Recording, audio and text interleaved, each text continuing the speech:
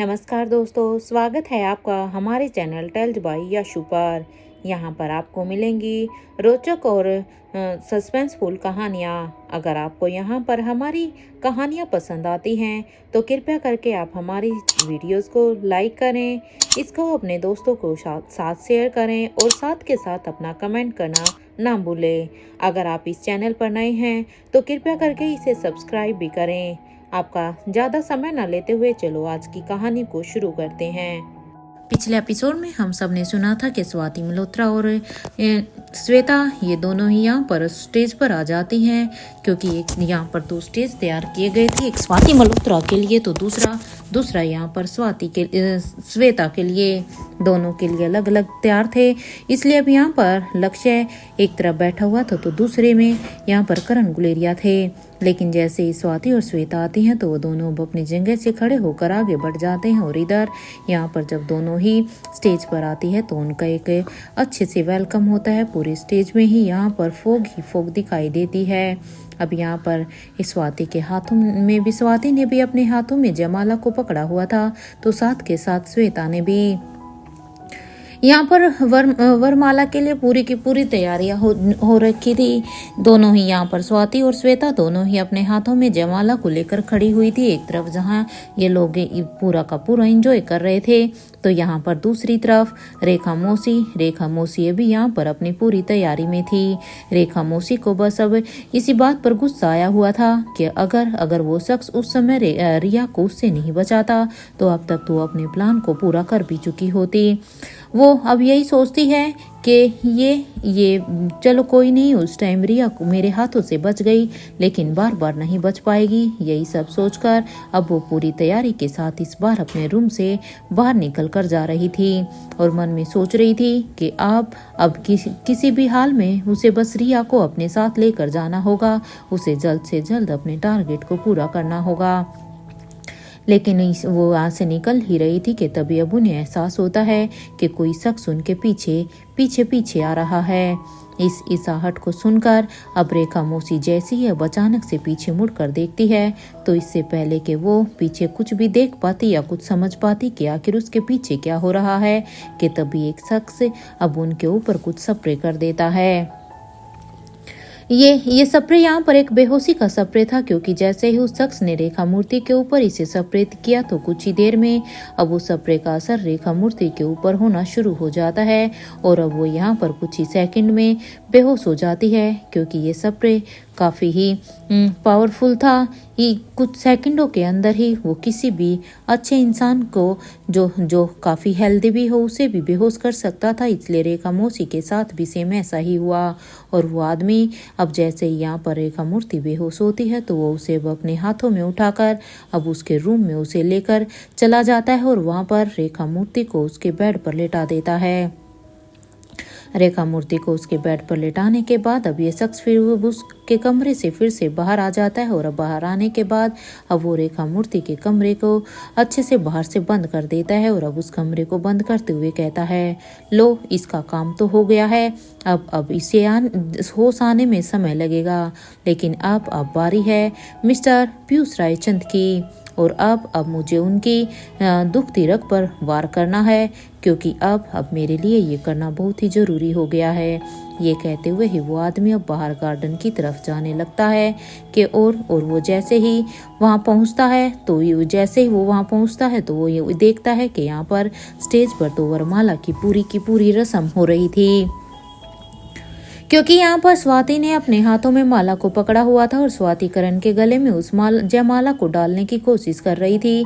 लेकिन बात ये थी कि स्वाति मल्होत्रा करण गुलेरिया के गले में वो माला डाल ही नहीं पा रही थी।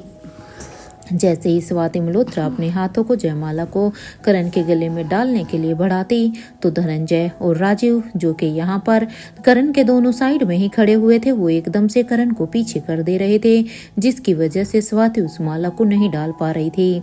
स्वाति ने कई बार करण को ये जयमाला डालने की कोशिश की, लेकिन हर बार धनंजय और राजीव करण को बार बार पीछे खींच रहे थे। इसलिए अब ये सब देखकर अब स्वाति के साथ साथ यहाँ पर बाकी सब भी हंसने लगते हैं। सब यहाँ पर काफ़ी इंजॉय कर रहे थे। स्वाति जितने बार भी करण गुलेरिया को माला डालने की कोशिश करती तो वो हर बार उसे पीछे खींच रहे थे। इसलिए अब स्वाति मल्होत्रा अब और भी ज्यादा आगे आके बिल्कुल करण के पास आ जाती और अब वो उसे माला डालने लगती है। लेकिन जैसे ही स्वाति अब इस बार करण गुलेरिया को जयमाला डालने की कोशिश करती है तो इस बार तो धनंजय और राजीव ने कुछ ऐसा कर दिया जिसे देखकर तो अब सभी की सच में हंसी ही छूट जाती है। क्योंकि जैसे ही स्वाति ने अब अपने हाथ करण की तरफ बढ़ाए तो इधर यहाँ पर धनंजय और राजीव दोनों ने ही जब ये देखा तो अब वो अचानक से करण गुलेरिया को अपने ऊपर अपने हाथों से उठा लिया था।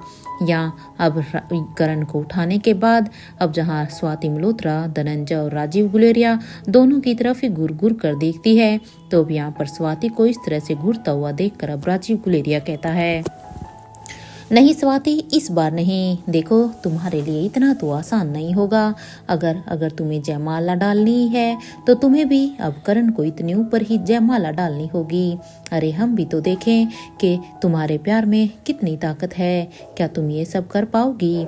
यहाँ पर राजीव ने स्वाति मल्होत्रा को चिढ़ाने के लिए ये सब कहा था तो इधर इससे पहले स्वाति कोई भी जवाब दे पाती कि तभी अब किशन मामा जो कि वहीं पर ही ये सब कुछ देख रहे थे, अब किशन मामा कहते हैं, अरे अरे ऐसे कैसे राजीव? हाँ, इस भला स्वाति क्यों नहीं कर पाएगी?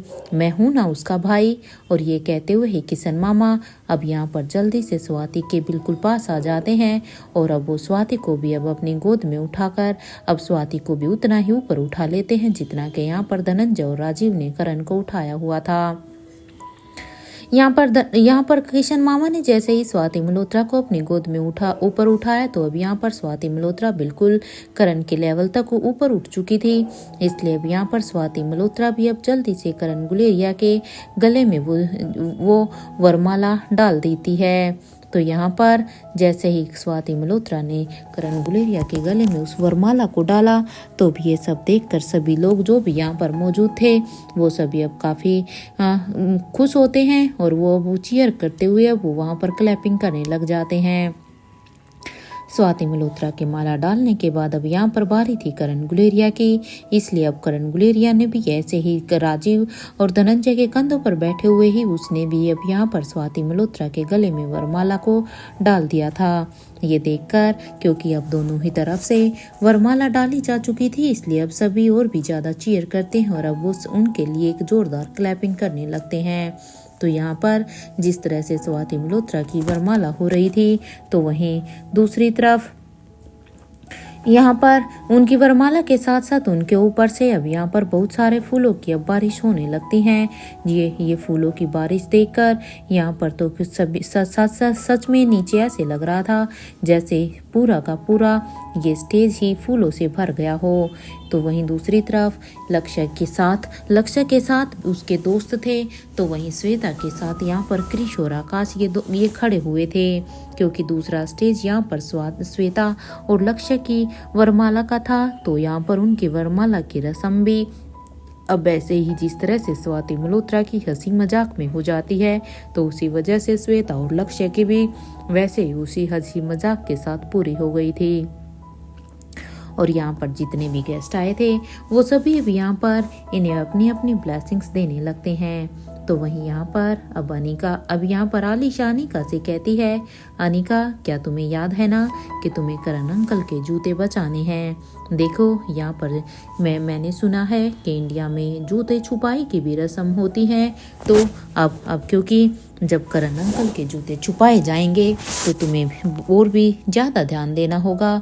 और हाँ, एक काम और, लक्ष्य जी के जूते चुराने के लिए क्या तुम रेडी हो? अब ये सुनते ही अब यहाँ पर अनिका कहती हैं, हाँ आलिशा, मुझे पूरी तरह से याद है कि हमें लक्ष्य जी के जूते चुराने हैं और हमें पापा के जूतों को बचा कर रखना है। और वैसे भी सोचने वाली बात तो ये है कि पापा के जूतों को तो आखिर चुराएगा भी कौन, क्योंकि मुझे तो अब यहाँ पर कोई ऐसा नहीं लग रहा जो कि यहाँ पर पापा के जूते चुरा सकता है, क्योंकि अनिका ने अब तक यहाँ पर अंजलि मामी के बारे में तो एक बार ध्यान आया ही नहीं, क्योंकि अंजलि मामी बड़े ही यहाँ पर स्वाति मल्होत्रा की एक रिश्ते में भाभी थी, लेकिन वो उसकी कॉलेज की दोस्त भी थी, इसलिए अंजलि मामी का उनके ऊपर बाकायदा हक भी बनता था। इधर अनिका की ये बात सुनते ही वालिशा कहती है, वैसे बात तो तुम सही कह रही हो कि आखिर करण अंकल के जूतों को कौन छुपा सकता है, लेकिन हमें फिर भी नज़र तो रखनी ही होगी। क्या पता कोई ऐसा हो जो उनके जूते छुपा ले, लेकिन अगर मैं भी देखूं तो मुझे तो कोई छुपाने वाला यहाँ पर नज़र ही नहीं आ रहा, चुराने वाला नज़र ही नहीं आ रहा। आलिशा की ये बात सुनते ही अब अनिका भी कहती है, एनीवे आलिशा देखो मुझे तो भूख भी लग गई है, चलो पहले थोड़ा कुछ खा लेते हैं, उसके बाद इन सब के बारे में सोचेंगे।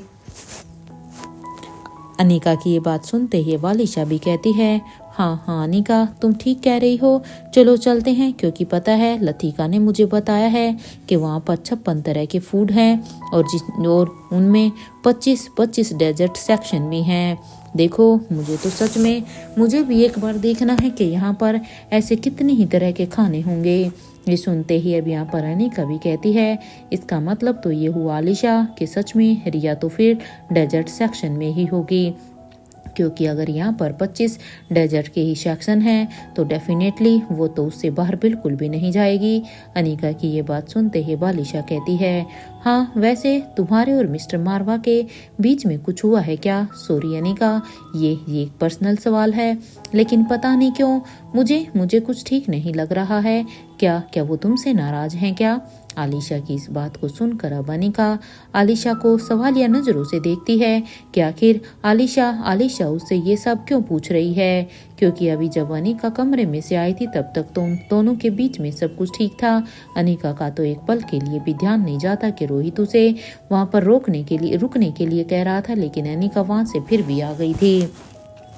अनिका को तो अभी भी सब कुछ नॉर्मल ही नजर आ रहा था, लेकिन आलिशा की इन बातों को सुनकर अब वो सवालिया नजरों से उसे देखती है। इधर अनिका को अब इस तरह से देखते हुए आलिशा भी अब एक पल के लिए तो सोचती है कि कहीं उसने कुछ ज़्यादा ही पर्सनल सवाल तो नहीं कर लिया, लेकिन अब यहाँ पर ये सब सोचते हुए अब यहाँ पर आलिशा अपना क्लैरिफिकेशन देते हुए कहती है, वो अनिका क्या है ना कि ज़रा दूसरी साइड तो देखो, क्योंकि तुम्हारे मिस्टर मारवा तो वहाँ पर फूल बने हुए हैं और वो लड़कियाँ उनके जो पीछे पीछे भंवरा बनी हुई हैं।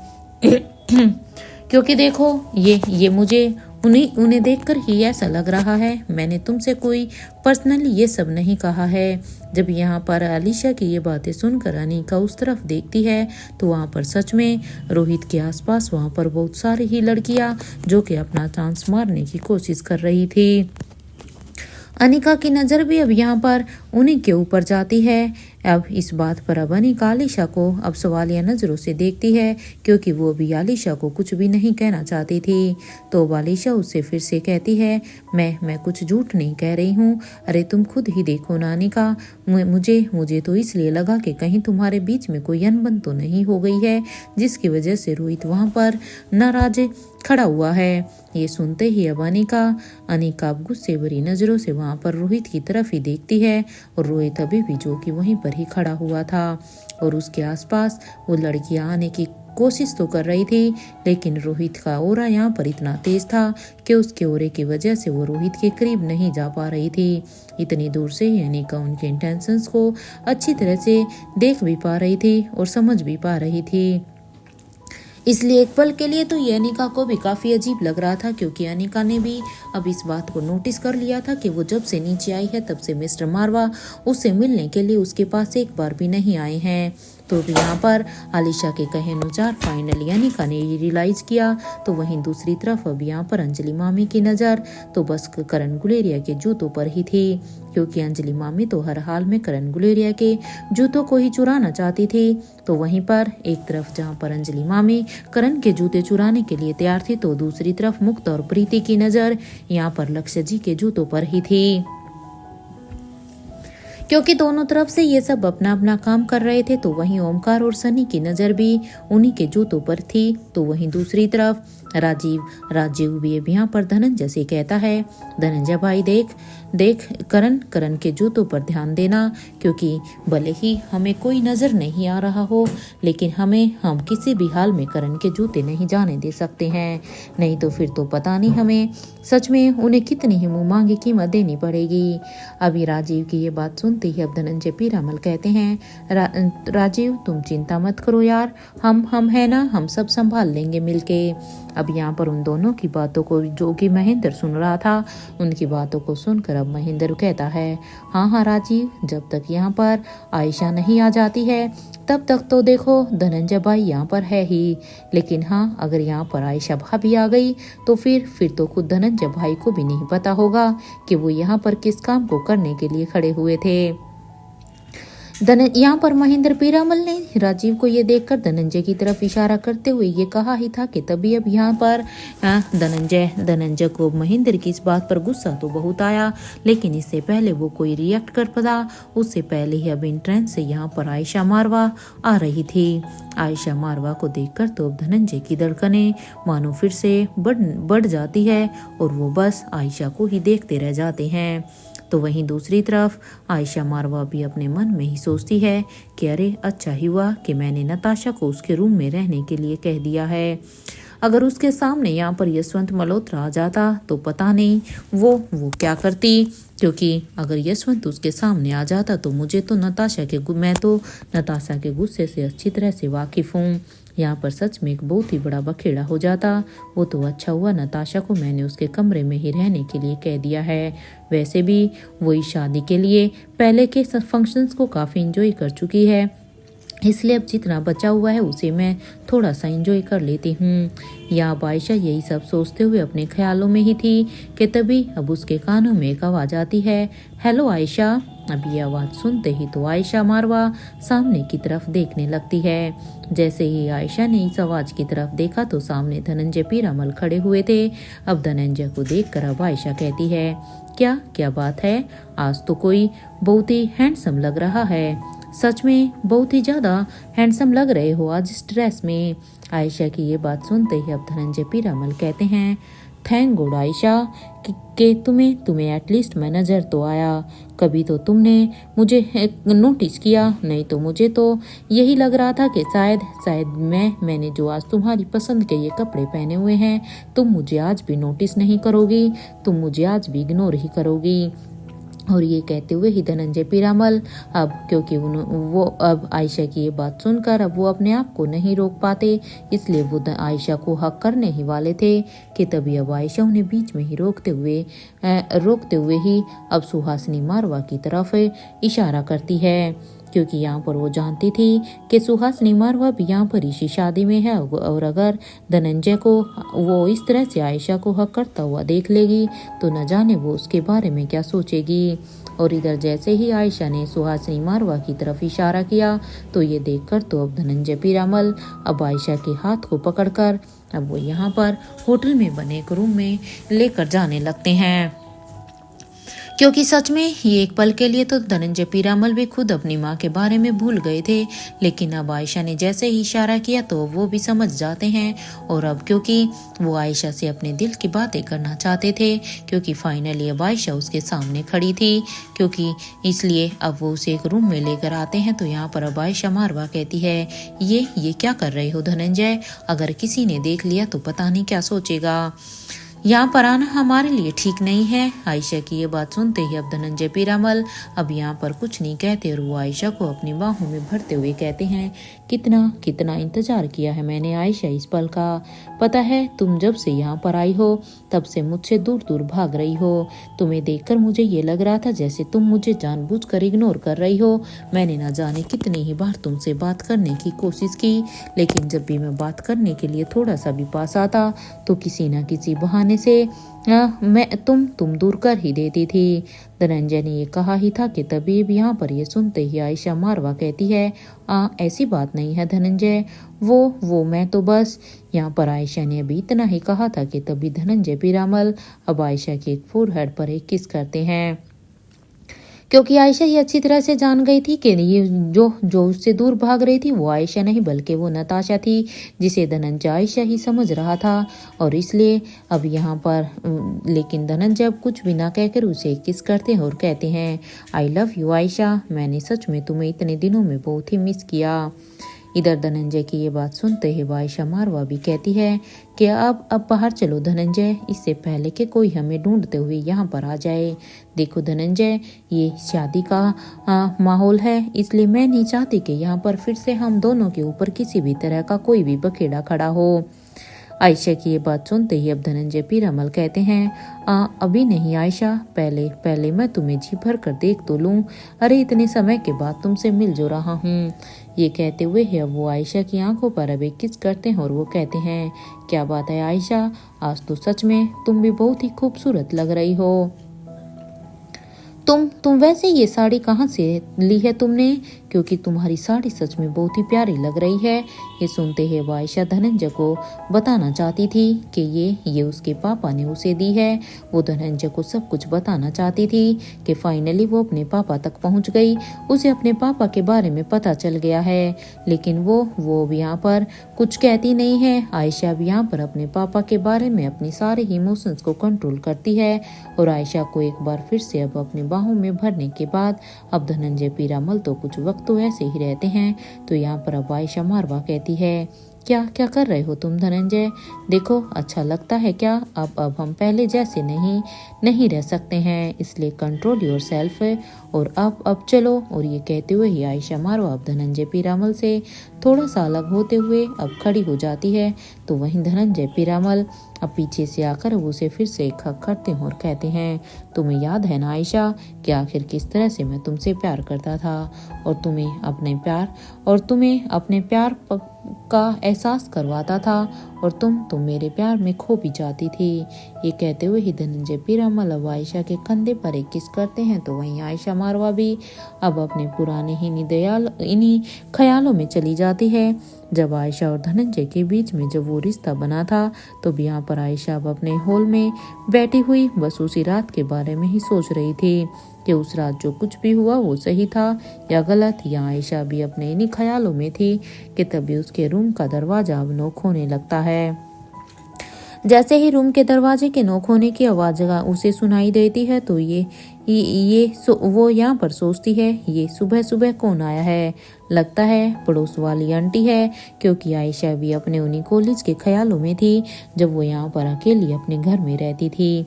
ये सब सोचकर अब आयशा जब दरवाजे को खोल देती है तो यहाँ पर कोई और नहीं बल्कि सुबह सुबह उसके बाहर यहाँ पर धनंजय पीरामल खड़े हुए थे। और अब धनंजय को इतनी सुबह सुबह अपने कमरे के बाहर देखकर अब आयशा कहती है, आप यहाँ पर। अब आयशा की ये बात सुनते ही धनंजय पीरामल अब अंदर आ जाते हैं और वो उसे कोई जवाब देते उससे पहले ही वो यहाँ पर दरवाजे को बंद करते हैं और अब कहते हैं, क्या हुआ है, मेरा यहाँ पर आना क्या तुम्हें अच्छा नहीं लगा। धनंजय की ये बात सुनते ही आयशा कहती है, अरे नहीं, ऐसी कोई भी बात नहीं है कि आपका आना मुझे यहाँ पर अच्छा नहीं लगा। और ये कहते हुए ही आयशा अब किचन की तरफ जाने लगती है कि तभी अब धनंजय पीरामल भी उसे पीछे से हबक करते हुए कहते हैं, ओ आयशा, क्या तुम मुझे मिस नहीं करती हो क्या, आखिर कैसे तुम अपने फीलिंग को छुपा सकती हो। इधर ये सुनते ही आयशा भी कहती है कि देखिए धनंजय, छोड़िए मुझे, क्या कर रहे हैं आप। ये सुनते ही अब धनंजय पीरामल कहते हैं, मैं कुछ नहीं, बस मैं तुमसे प्यार की उम्मीद करता हूँ कि तुम मुझे रोकोगी नहीं। ये कहते हुए वो आयशा को अब वहाँ से अपनी गोद में उठाता है और अपने कमरे की तरफ जाने लगता है। वहाँ जाते ही वो दरवाजे को बंद कर देता है। तो यहाँ पर अब आयशा कहती है, धनंजय प्लीज रुको। ये सुनते ही धनंजय पीरामल कहते हैं, सॉरी आयशा, आज नहीं, तुम हमेशा ही ऐसे क्यों भागती रहती हो। ये कहते ही आयशा और धनंजय अब वो दोनों एक दूसरे की बाहों में थे। तो वहीं आयशा बीबी यहाँ पर उसके हर एक स्पर्श से उसकी तरफ खींची सी जा रही थी और वो कब धनंजय की बाहों में पिघलने लगी, खुद उसे भी इस बात का एहसास नहीं हुआ। और अब वो भी धनंजय का साथ देने लगी। कुछ देर के बाद जब आयशा ने अपने रूम का दरवाजा खोला तो वो पीछे मुड़कर देखती है तो धनंजय तो बस अब उसे ही देख रहा था और उसकी तरफ स्माइल कर रहा था। और अब वो उसे कहता है, क्या क्या तुम अब मुझसे प्यार करती हो? धनंजय की ये बात सुनते ही आयशा कहती है, क्या क्या अब भी मुझे कुछ कहने की जरूरत है क्या धनंजय? क्या तुम खुद नहीं समझ सकते हो? क्या ये सब भी मुझे कहने की जरूरत है? इधर आयशा की ये बात सुनते ही अब धनंजय पीरामल अब अपनी जगह से उठकर अब आयशा के पास आकर उसे गले से लगाकर कहते हैं, अब हमें हमेशा ऐसे ही साथ रहेंगे। मैं हर रोज तुमसे ऐसे ही मिलने के लिए आया करूँगा। ये सुनते ही आयशा धनंजय को अपने गले से लगाकर कहती है, धनंजय प्रॉमिस तुम मुझे कभी छोड़ तो नहीं दोगे ना? ये सुनते ही अब धनंजय पीरामल कहते हैं, मरते दम तक मैं तुम्हें कभी मैं तुम्हें छोड़कर नहीं जाऊंगा आयशा। मैं हमेशा से ही तुम्हारे साथ रहूंगा। हर अच्छी या हर बुरी सिचुएशन, हर सिचुएशन में मैं तुम्हारे साथ रहना चाहता हूँ। और ये कहते हुए ही धनंजय पीरामल अब उसे एक हक कर लेते हैं। इधर आयशा भी अपने ख्यालों में ही थी। अपने ख्यालों में गुम आयशा को भी इस बात का एहसास ही नहीं होता कि आज फिर धनंजय ने उन्हें अपनी बाहों में फिर से वैसे ही भरा हुआ था और साथ के साथ अब वो आयशा को यहाँ पर किस भी कर रहे थे।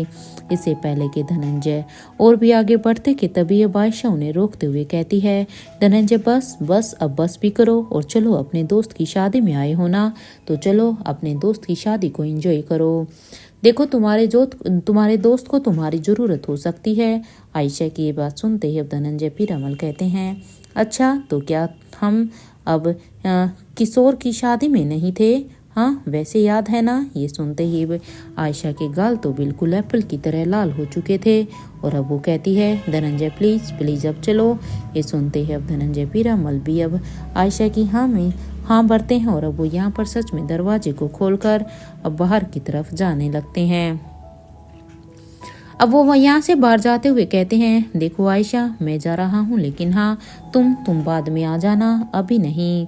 ये कहते हुए ही धनंजय पीरामल अब उस कमरे से बाहर चले जाते हैं। तो वहीं धनंजय के जाने के कुछ देर के बाद अब आयशा मारवा भी वहाँ पर आ जाती है, क्योंकि आयशा नहीं चाहती थी कि उन दोनों को साथ में कोई भी उस कमरे से बाहर निकलता हुआ देखे। तो जहाँ पर एक तरफ पंडित जी अब यहाँ पर इन दोनों की शादी को शुरू करने के लिए मंत्र पढ़ रहे थे, तो वहीं कुछ लोग अभी सभी मंडप के आसपास ही बैठे हुए थे। यहाँ पर कुछ खड़े थे तो कुछ बैठे थे। यहाँ पंडित जी कहते हैं कि कन्यादान के लिए वधू के मम्मी पापा आ जाइए। ये सुनते ही भी यहाँ पर नानी माँ कहती है, अनिका रोहित देखो मैं चाहती हूँ कि इस काम को तुम दोनों करो, अपने शुभ हाथों से तुम दोनों ही इस काम को पूरा करो। इधर नानी माँ की ये बात सुनते ही अब अनिका और रोहित दोनों ही अब एक दूसरे को देखने लगते हैं। तो वहीं अनिका की नज़र बस बार बार इस होटल के एंट्रेंस पर ही जा रही थी। इधर अनिका को देखकर ऐसा लग रहा था कि मानो अंदर से कोई ऐसा आने वाला है जिसकी उम्मीद किसी ने भी नहीं की थी। लेकिन कुछ ही देर तक वहां देखने के बाद अब अनिका भी यहाँ पर रोहित से कहती है, आइए मिस्टर मारवा, हम करते हैं। इधर अनिका की ये बात सुनते ही रोहित भी कहता है, आर यू श्योर अनिका कि तुम ये कन्यादान करना चाहती हो? अब उसकी इस बात पर अब यहाँ पर अनिका हाँ में अपना सिर हिला देती है और अब वो रोहित के साथ अब अपने मम्मी पापा के बगल में बैठ जाती है। तो वहीं दूसरी तरफ अंजलि मामी और किशन मामा भी श्वेता के बगल में यहाँ पर आकर बैठ जाते हैं, क्योंकि वो दोनों श्वेता के माता पिता थे। रोहित और अनिका के यहाँ पर करण और स्वाति के लिए इसलिए बैठते हैं क्योंकि नानी माँ अकेली तो कन्यादान नहीं कर पाती, इसलिए यहाँ पर जोड़े के रूप में ये दोनों क्योंकि उसके बच्चे थे वो इसलिए बैठ जाते हैं। तो जैसे ही पंडित जी अब यहाँ पर बोल रहे थे वो वैसे ही यहाँ पर कर रहे थे। यहाँ अंजलि मामी और किशन मामा की आंखें आज नम थी, क्योंकि फाइनली आज वो दिन आ गया था जब वो अपने हाथों से अपनी बेटी का कन्यादान कर रहे थे। सच में वो अब उन्हें लगने लगा था कि अब उनकी बेटी सच में अब उनका घर छोड़कर किसी पराए घर में चली जाएगी। तो वहीं श्वेता भी अब यहाँ पर अपने मम्मी पापा को इस तरह से देखकर वो भी अब मंडप में बैठे हुए काफ़ी इमोशनल हो रही थी। ये सब देखकर तो अब लक्ष्य का भी मन काफ़ी उदास हो रहा था। अब लक्ष्य ने श्वेता के हाथ को दबाकर अब उसे शांत रहने के लिए कहा। तो वहीं दूसरी तरफ इधर अब महेंद्र पीरामल कहते हैं इसे कन्यादान तो नहीं कहेंगे। ये सुनते ही अब बड़ी रानी कहती है ये तो हुआ मम्मी दान। तो पापा, क्योंकि देखिए अनीका और रोहित जो कन्यादान अनीका और रोहित जो कर रहे हैं वो कन्यादान नहीं है बल्कि वो एक मम्मी दान है। ये सुनते ही वहाँ पर अभी जब जोर जोर से हंसने लगते हैं। तो वहीं अब यहाँ पर शीला मौसी बस बार बार रेखा मूर्ति को ही कॉल लगा रही थी क्योंकि शीला मौसी को नेत्रा के द्वारा पता चल गया था कि रेखा मूर्ति ही अब है जो यहाँ पर उनके इस काम को अंजाम देने वाली है। जो रिया को यहाँ पर इस मंडप से इस होटल से लेकर नेत्रा तक उसे पहुँचा सकती हैं। साथ के साथ वो यहाँ पर अब लतिका को भी यहाँ से लेकर जाने वाली थी। इसलिए शीला मौसी बार बार उसे कॉल लगा रही थी।